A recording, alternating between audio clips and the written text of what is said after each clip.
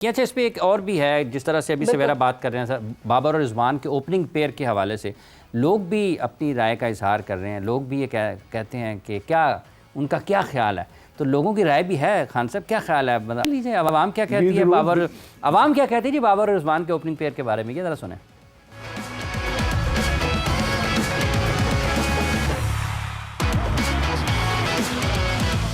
नहीं सर, बाबर और रिजवान को ओपनिंग नहीं करनी चाहिए। इनकी जगह कोई ऐसा बंदा आना चाहिए कि जो पावर हिट कर सके। जी मेरे ख्याल से उन्होंने काफ़ी दफ़ा देख लिया ये पेड़ को ओपनिंग करते हुए। आई थिंक किसी और को भी चांस देना चाहिए। उन दोनों का जो गेम प्लान है वो यही है कि वो जो है तो बिल्कुल आते साथ ही हिटिंग नहीं करते, चौकों पे निसार करते। विकेट निकल गई दोनों की तो उसके बाद हमारे पास पीछे खेलने वाले कोई नहीं होते। बाबर रिजवान को ओपनिंग करनी चाहिए। बाबर बहुत टैलेंटेड प्लेयर है। बाबर रिजवान वही टिपिकल टिप ये सब नहीं देखना यार। अब बाबर आजम को तो वन डाउन खेलना चाहिए। आई थिंक साइम अयूब को पहले आना चाहिए।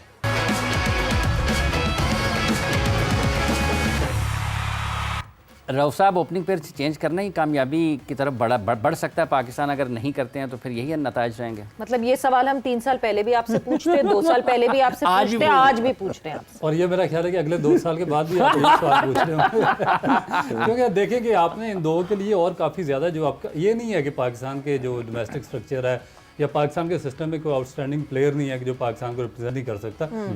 काफ़ी है मगर उनको कंसिस्टेंट चांसेस देने की ज़रूरत है। आपने देखे कि फ़खर ज़मान आपके पास आउटस्टैंडिंग ओपनर आया मगर आपने उसके नंबर में शफलिंग कर दी इन दोनों की वजह से, क्योंकि ये दोनों नीचे नहीं खेल सकते T20 में। जब आपका ये सर्कल खत्म होता है तो उसके बाद ये बेकार हो जाते हैं। नहीं तो ये किसी के घर की टीम तो नहीं है ना। मतलब पास्ट में आपके सिलेक्टर ने, मोहम्मद वसीम साहब चीफ सिलेक्टर थे, उन्होंने डोमेस्टिक में ये मैसेज पहुंचा दिया सारे ओपनर्स को कि अगर टीम में खेलना है तो मिडिल ऑर्डर में खेलना शुरू कर दो, क्योंकि ओपनिंग पे तो हम बात ही नहीं कर सकते। देखिए, लेकिन सवेरा साथ उन्होंने ये भी कहा बाद में कि ये तो किसी की मानते भी नहीं है। एग्जैक्टली, ये भी उन्होंने मानते भी नहीं है जी।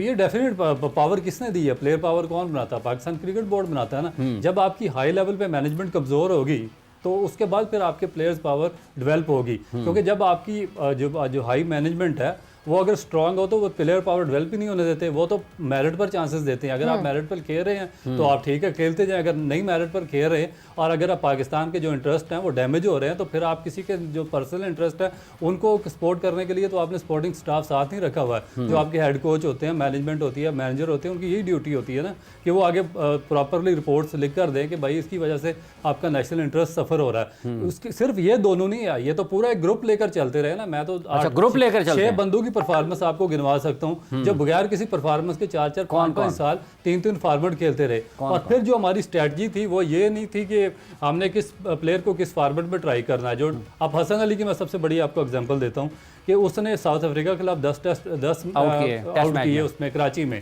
10 विकेटें लेने के बाद वो आउट ऑफ फॉर्म था कंप्लीटली वाइट बॉल में, वनडे और T20 में। इन्होंने क्या किया कि उसको तीनों फॉर्मेट खिलाते रहे और उसका एंड रिजल्ट क्या निकला कि वो उन दोनों फॉर्मेट में उसको मार पड़ी। और तीसरा फॉर्मेट जिसमें उसने 10 आउट किए थे और मेरा ख्याल है कि 5-6 साल बाद पाकिस्तान को फास्ट बॉल पिंडी वाला टेस्ट मैच था जिसमें पाकिस्तान ने 10 और उसने उसको उस तीनों फॉर्मेट से बाहर होना पड़ा। अभी आगा सलमान आपके सामने एक आइडियल एग्जांपल है कि वो टेस्ट मैच में सबसे अच्छा परफॉर्म कर रहा है और आप उसको जबरदस्ती घसीट रहे हैं वनडे और T20 में। और उसमें क्या होगा कि आप उसका जो पूरा कैरियर है वो रिस्क पर लगा रहे हैं। तो अगर एंड रिजल्ट इसका ये निकलेगा कि वो T20 और वनडे के साथ वो टेस्ट मैचेस में भी बाहर होना शुरू हो जाएगा। तो ये मेरा ख्याल है कि मिस मैनेजमेंट है, मिस कैलकुलेशन है और जिस चीज़ का बहुत बड़ा पैसा पाकिस्तान क्रिकेट बोर्ड मैनेजमेंट को दे रहा है वो उसको फिलअप नहीं कर रहे हैं। बिल्कुल। और अजहर साहब, जिस तरह हम जो बात कर रहे हैं रिजवान के ऊपर अगर फोकस करके बात करें, ठीक है, ही इज द कैप्टन। आखिर तक अगर आप स्कोर कार्ड देखें, जिसने मैच नहीं देखा हुआ वो स्कोर कार्ड देखकर कहेगा अच्छा वो एक बंदा टिका हुआ था उसी ने रन बनाए हैं। बट जब आप मैच देख रहे होते हैं तो आपको अंदाजा होता है पावर प्ले में रिजवान 19 बॉलें फेस करते हैं और 15 रन बनाते हैं। उसके बाद 10वें ओवर तक 31 बॉल्स फेस करते हैं, 24 रन उसमें जोड़ते हैं। उसके बाद 15वें ओवर तक 44 बॉल्स पे 36 रन बनाते हैं। यानी जो अगला आने वाला जो नया लड़का आ रहा होता है उसके ऊपर वो प्रेशर डाले जा रहे हैं। एक स्टंप माइक पे जो है वो आवाज भी सुनाई दी रिजवान की, मोस्ट प्रॉब्ली उस्मान को कहते हुए कि हिट करना फौरन। आप खुद क्या कर रहे हैं जो आप हिट नहीं कर रहे हैं? जो नया लड़का आ रहा है, आप तो इतनी देर से अगर क्रीज पे मौजूद हैं कि आपको अब फुटबॉल लगनी चाहिए, तो मुझे समझ नहीं आ रहा कि ये कौन सी प्लानिंग है। और जब कप्तान का ही वो विजन नहीं है कि डीप लेकर जाऊंगा मगर डूब जाऊंगा आखिर में, तो फिर क्या कोई तब्दीली तो मुझे नहीं दिखती होती है। I think as a captain ना ये जो आपने बड़ी ज़बरदस्त बात की है वो ये की है कि उसकी रिस्पॉन्सिबिलिटी क्या बनती है।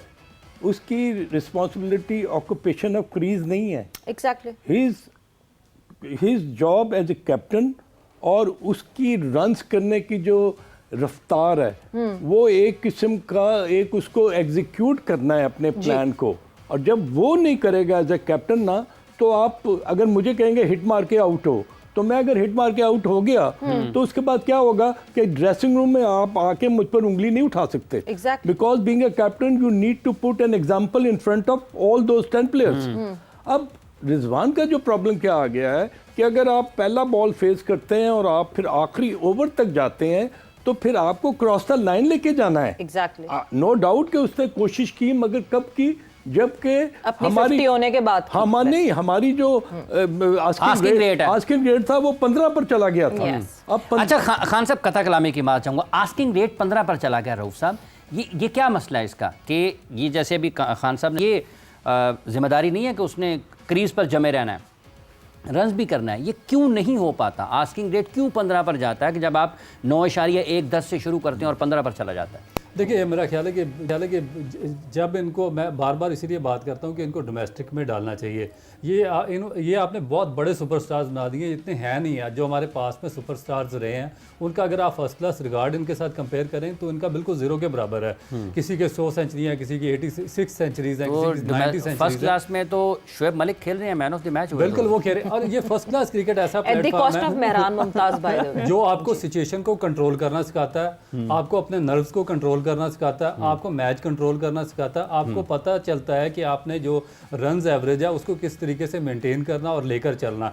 और रेपिटेटिवली अगर आप फर्स्ट क्लास क्रिकेट खेल रहे हैं, लंबे मैचेस खेल रहे हैं, पूरे का पूरा फर्स्ट क्लास आप अपना जो जितने भी मैचेस आपको मिल रहे हैं वो खेल रहे हैं, तो फिर बार ये चीज़ आपको इसकी रेपिटेटिवली आपकी आदत बन जाती है। 105 T20s खेले में रिजवान ने, 105 T20s के बाद भी अभी भी अगर वो सीख नहीं पा रहे तो इवेंचुअली कहीं ना कहीं तो कभी ना कभी तो इंसान को कॉल लेनी चाहिए कि मैं ये this is not my game, this is not my format.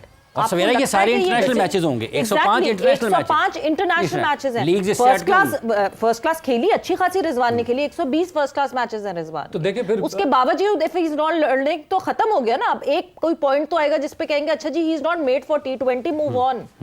तो देखिए ये फिर दो चीज़ें हैं ना। हाँ। या तो फिर ये पाकिस्तान क्रिकेट बोर्ड को ब्रेव डिसीजन लेना चाहिए ना, जिस तरह की ये लोग आपके सामने बात कर रहे हैं कि जो इस क्रिकेट का खिलाड़ी है, जो जिसको पता है रन जो स्ट्राइक रेट मेंटेन करके जिसको खेलना आता है, फिर आप उसको सिलेक्ट करें। अगर आपके पास आपके डोमेस्टिक स्ट्रक्चर में जिस पर आप अरबों रुपया खर्च कर रहे हैं, वहाँ से आप प्लेयर ऐसे नहीं निकाल सकते कि जो स्ट्राइक रेट मेंटेन करके आपको T20 में आपका एसेट बन सकते हैं, तो फिर आप उस पर भी पैसा ज़ाया कर रहे हैं। फिर आपको उस पर भी चेक एंड बैलेंस रखना चाहिए कि आप के वहाँ से प्लेयर्स क्यों नहीं आ रहे। और फिर अगर आपके जो प्लेयर्स जो साथ टीम के साथ हैं वो परफॉर्म नहीं कर रहे, तो इसका मतलब है अगर वो उनमें एक्सपीरियंस भी है, उन्होंने मैचेस भी काफ़ी खेले हुए हैं, तो फिर आपकी साइकोलॉजिकल अपब्रिंगिंग की ज़रूरत है। फिर कोई अच्छा साइकियाट्रिस्ट रखे कि आपको भाई पता मतलब ये तो फिर इसका मतलब है कि मसाइल बहुत बिखरे पड़े हैं। खान साहब, जैसे अभी अब्दुल रऊफ साहब ने बात की है, फर्स्ट क्लास क्रिकेट की है, और अगर आपको फिर बड़े फैसलों को, दिलेराना फैसलों की ज़रूरत है, फर्स्ट क्लास क्रिकेट की अब्दुल रऊफ ने बात की, लेकिन हमारे नंबर 4 पर या 5 पर अगर देखें तो उस्मान खान खेलने के लिए आ जाते हैं,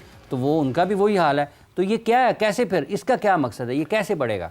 हाफिज़ साहब, पहले तो ये डिटरमिन करें ना कि quality of first class cricket या T20 या वनडे जो हमारी डोमेस्टिक होती है उसमें कितने आपके मौजूदा प्लेयर्स जो हैं वो खेलते हैं। यू नो, सबसे बड़ा प्रॉब्लम जो है ना, आप कब सीखते हैं, आपका नया लड़का जो है कब सीखता है, when he plays against the top opposition players के खिलाफ खेलेगा। अब अगर वो ये अगर 14-20 लड़के ये खेलते ही नहीं है तो वो आपस में आप जितना मर्जी खेल लें, you can not improve your skill, अपना लेवल नहीं बढ़ा पाएंगे। एग्जैक्टली। और वो लेवल कब आएगा, जब आप अपनी ऑपोजिशन बहुत तगड़ी खेलेंगे। उस्मान के बारे में क्या राय है आपकी, जितनी भी क्रिकेट आपने नहीं, मेरा मतलब है कि उस्मान को अगर आप ये समझते हैं कि नंबर 4 या नंबर 5 पर वो पाकिस्तान का बेस्ट पॉसिबल प्लेयर है और वो आपको जिता सकता है, तो भाई मेरे ये कहाँ पर है कि वो कब परफॉर्म करेगा, when is going to score runs, when is going to take Pakistan across the line. ये चीज़ें हाफिज़ साहब मैं आपको बताऊं, क्रिकेट में ना it's a game of glorious uncertainties. इसके बारे में आप प्रेडिक्ट नहीं कर सकते। आखिरी ओवर 20वां मुकीम कर रहा है और मुकीम को 3 छक्के पड़ गए हैं। अब मुझे बताएं कि जहां पर 160 पे उन्होंने फिनिश करना था, दे फिनिश्ड एट 183। तो वो जो 183 का जो हदफ है ना, it becomes a Paramount for Pakistan के यार ये अब हम पता नहीं कप्तान ले गया ना फिर उसको आखिरी ओवर तक, कप्तान ले किया क्यों किया, why he was given the last over, giving confidence और शैटरिंग द कॉन्फिडेंस। एब्सोल्युटली। और वो बच्चा अगर आके जिम्बाब्वे में बहुत आउटस्टैंडिंग परफॉर्मेंस दी है, तो but in south African conditions जो कि सेंचुरियन की पिच जो थी, it's ideal for batting, you know, बड़ा अलग। अच्छा यही और साइडें बहुत छोटी हैं। अब्दुल रऊफ साहब, जो आखिरी ओवर सुफियान तक चला गया, कप्तान ने फिर मिस कैलकुलेशन हुई है वहाँ पर। सर ने बिल्कुल सही बात की है, लेकिन काफ़ी ज़्यादा डाउट के पहलू निकलते हैं इसमें कि डेफिनेट एक बच्चे का एक बड़ा अच्छा ब्रिंगिंग हो रही है उसकी, जिम्बाब्वे में आउटस्टैंडिंगली परफॉर्म करके आया है, तो आपने किस बेसिस पे उसको 20वां ओवर करवा दिया? और आपको पता है कि लेफ्ट हैंडेड जो बैट्समैन है वो स्ट्राइक कर रहा है और उसने उसको हिट आउट करना ही करना है, तो आपने फिर उसका 20वां ओवर क्यों रखा? सबसे पहले तो जो आपका जो कोचिंग में जो है आपका बैठा हुआ स्टाफ, उस पर आता है कि उन्होंने क्या जो स्ट्रेटजी बनाई है, उसके बाद फिर जो आपका कैप्टन है उससे एग्जीक्यूशन क्या करवाई है। अगर ये है तो फिर तो इनको आप कर रहे हैं इनके ऊपर। फिर दूसरी जो सबसे सर ने बात की है, देखेंगे standard of first class cricket, मैं आपको बताऊं कि इस दफ़ा 18 टीमें फर्स्ट क्लास खेल रही हैं 18 टीमें, और 72 बंदू का पहला जो फर्स्ट क्लास मैच था, 72 बंदू का डेब्यू हुआ है। ओह माय गॉड, देखे ना, ये एक जोक है यार, ये तो नहीं, मेरा ख्याल है इतने कि- ज्यादा जोक खिलाड़ी की हैं। आप बात कर रहे हैं ना रऊफ, एक और जोक की भी हम बात करेंगे, अभी हम ब्रेक पर जाएंगे, मगर जब वापस आएंगे तो प्रीमियम टूर्नामेंट की तरह अनाउंस किया गया चैंपियंस कप। और चैंपियंस कप वो कि जो 150 लाडले प्लेयर्स, यानी जो अच्छे प्लेयर्स हैं वो इसका हिस्सा बनेंगे, बट वो जो 150 प्लेयर्स हैं उनमें कौन टीम्स हैं, कौन मेंटोर्स तो हमें पता ही है, बट कौन कप्तान है, क्या हमारा विजन है T20 का। ब्रेक पर जा रहे हैं, ब्रेक से वापस आएंगे, इस पे भी डिस्कस करेंगे।